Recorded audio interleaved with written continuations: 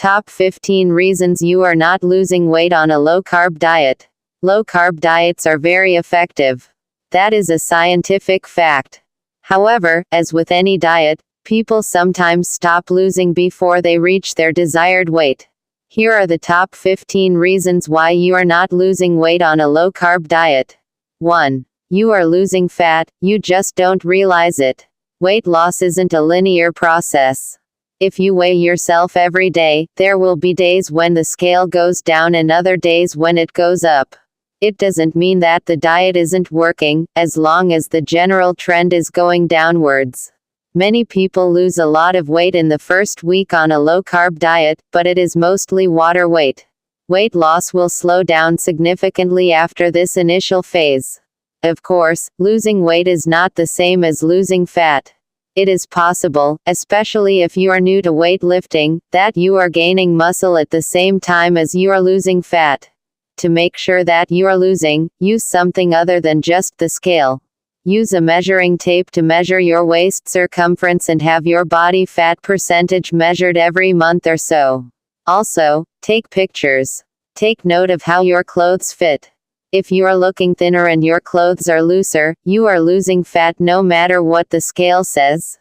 2. You are not cutting back on carbohydrates enough. Some people are more carb sensitive than others. If you're eating low carb and your weight starts to plateau, you may want to cut back on carbs even further. In that case, go under 50 grams of carbs per day. When you go under 50 grams per day, you are going to have to eliminate most fruits from your diet, although you can have berries in small amounts. If that doesn't work either, going under 20 grams temporarily can work. Then you are eating just protein, healthy fats and leafy green vegetables. To make sure that you are really eating low carb, get yourself a free online nutrition tracker and log your food intake for a while. 3. You are stressed all the time. Unfortunately, it isn't always enough to just eat healthy and exercise. You need to make sure that your body is functioning optimally and that your hormonal environment is favorable. Being stressed all the time keeps the body in a constant state of fight or flight, with elevated levels of stress hormones like cortisol. Having chronically elevated cortisol levels can increase your hunger and cravings for unhealthy foods. If you want to cut back on stress, try meditation and deep breathing exercises. Cut back on distractions like online news, and read more books instead. 4. You are not eating real food. A low-carb diet is about more than just lowering your intake of carbs. You have to replace those carbohydrates with real, nutritious foods. Throw away all processed low-carb products like Atkins bars, as they are not real food and not good for your health. Stick to meats, fish, eggs, vegetables and healthy fats if you need to lose weight. It is also important to eat enough fat. If you try to cut back on carbs and fat at the same time, you will end up ravenously hungry and feel bad. 5. You're eating too many nuts. Nuts are real foods, no doubt about that. They are also very high in fat. For example, about 70% of the calories in almonds come from fat. However, nuts are very easy to overeat. Their crunchiness and high energy density give you the ability to eat large amounts of them without feeling full. I personally can eat a bag of nuts and still not feel satisfied, even though that one bag contains more calories than a meal. If you're snacking on nuts every day, or worse, nut butters, chances are you are just eating way too many calories. 6. You are not sleeping enough. Sleep is incredibly important for overall health, and studies show that a lack of sleep correlates with weight gain and obesity. A lack of sleep can make you feel hungrier. It will also make you tired and less motivated to exercise and eat healthy. Sleep is one of the pillars of health. If you are doing everything right but still not getting proper sleep, you won't see the results you might expect. 7. You're eating too much dairy. Another low-carb food that can cause problems for some people is dairy.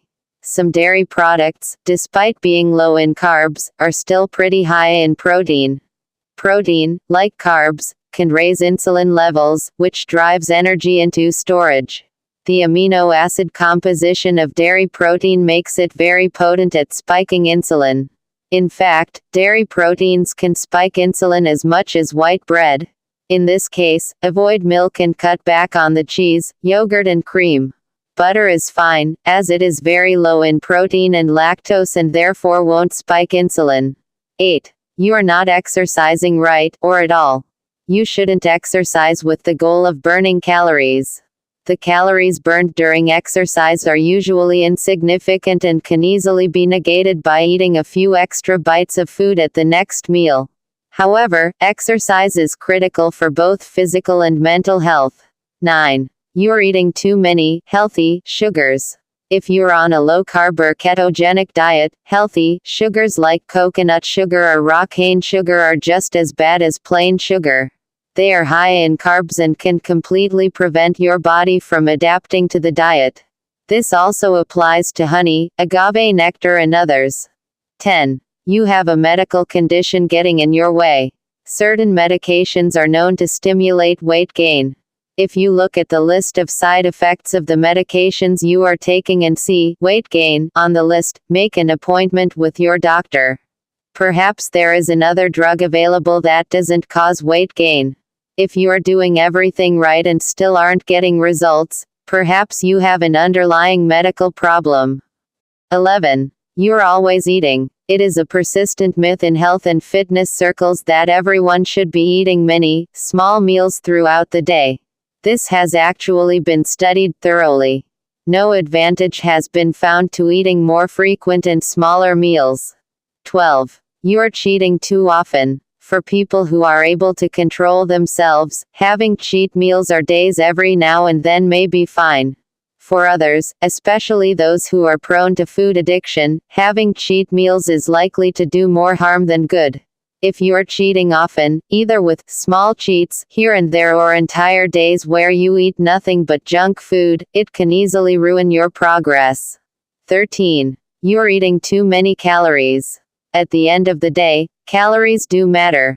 One of the main reasons low-carb and ketogenic diets are so effective is that they reduce appetite and make people eat fewer overall calories without trying.